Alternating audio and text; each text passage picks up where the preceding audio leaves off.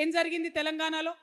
తెలంగాణ వీరులు పౌరుషవంతమైనటువంటి మనుషులం కాబట్టి ఆనాడు జమీందారీ వ్యవస్థ వస్తే, ఆర్థిక అణచివేత వస్తే దున్నేవాడిదే భూమి అనే నినాదంతో భూస్వాములందరినీ కూడా గడీల నుంచి తరిమి కొట్టినాం. జరిగిందేంది? దాని పర్యవసానంగా ఆర్థికంగా ఉన్నటువంటి అసమానతలు తొలగించే ఒక అడుగు పడ్డది. కానీ సామాజికంగా, సాంఘికంగా రావాల్సిన విప్లవాలు, కులాలపై జరగాల్సినటువంటి పోరాటాలు, కుల వివక్ష మీద జరగాల్సిన పోరాటాలు జరగాల్సిన స్థాయిలో జరగలేదు. ఆ విషయం మనందరం ఒప్పుకోవాలి. అందుకే ఇవాళ తెలంగాణలో ఇంకా కూడా కుల వివక్ష కొనసాగుతుంది, ఇంకా కూడా సామాజిక అన్యాయం జరుగుతుంది. సామాజిక అన్యాయం తెలంగాణలో జరుగుతుంది కాబట్టే ఇవాళ సామాజిక న్యాయం తెలంగాణలో రావాలని దానికి సంకల్పం తీసుకోవడానికే ఇవాళ ఇంత పెద్ద సంఖ్యలో మనందరం కూడా ఇక్కడికి రావడం జరిగింది. మరి నేను ఒక అగ్రవర్ణాల్లో పుట్టిన బిడ్డని. ఈ మీటింగ్ కాగానే చాలా మంది పల్లికి ఇచ్చుకుంటూ అడుగుతారు, ఈమెకేం సంబంధం సామాజిక న్యాయంతోనని. వారికి చెప్తున్నా, చెవులు తెలుసుకొని వినాలి. నేను ఒక అగ్రవర్ణాల్లో పుట్టిన బిడ్డని, గర్వంగా చెప్తా ఉన్నా. ఎందుకంటే నా పుట్టుక నా చేతిలో లేదు. ఎవరి పుట్టుక మీద వాళ్ళ గర్వం ఉండాల్సిందే. కానీ కానీ కానీ ఎట్లా జీవించాలో, ఎట్లా పనిచేయాలో, ఎవరి కోసం పనిచేయాలో, ఏ విధానంతో పనిచేయాలో అది నా చేతిలో ఉంది. అది నా చేతిలోనే ఉంది.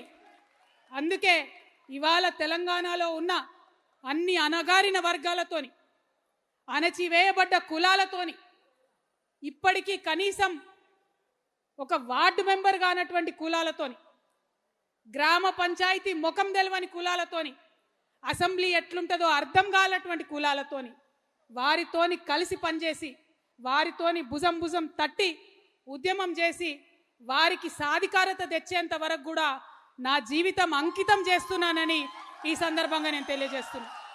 నేను ఏ మాట కూడా ఉట్టిగా చెప్పను. నా ఆత్మ ఒప్పుకుంది, నా మనసు ఒప్పుకుంది, నేను ఏ పని కూడా చేయను. దానివల్ల ఎంత పెద్ద లాభం వచ్చినా నేను ఆ పని చేయను. అట్లా చేసేది ఉంటే నేను ఎక్కడుండేదన్నో మీకు తెలుసు.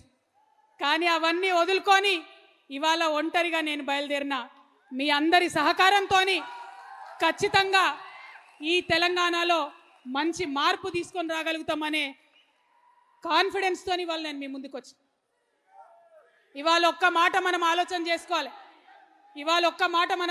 చేసుకోవాలి. చాలా మంది మా అగ్రవర్ణ మిత్రులకు నేను హృదయపూర్వకంగా చేతులు జోడించి వినమ్రంగా విజ్ఞప్తి చేస్తున్నా. ఏంటిది సామాజిక న్యాయం? ఏంది సామాజిక న్యాయం అంటే ఏంటిది? వెంటనే సామాజిక న్యాయం అనగానే అగ్రవర్ణాలకు వ్యతిరేకం అనుకుంటారు. కాదు. సామాజిక న్యాయం అంటే ఏంటిది?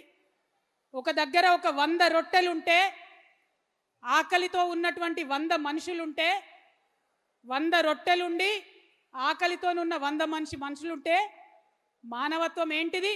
మనిషి ఒక రొట్టె ఇయ్యాలి, అందరు ఆకలి తీర్చాలి. ధర్మం ఏంటిది? మనిషి ఒక రొట్టె ఇయ్యాలి, అందరు ఆకలి తీర్చాలి. న్యాయం ఏంటిది? మనిషి ఒక రొట్టె ఇయ్యాలి, అందరు ఆకలి తీర్చాలి. చట్టం ఏం చెప్తుంది? వనరులు సమానంగా పంచుకోవాలి, మనిషి ఒక రొట్టె ఇయ్యాలి, అందరు ఆకలి తీర్చాలి. కానీ ఏం జరుగుతుంది వాళ్ళ భారతదేశంలో?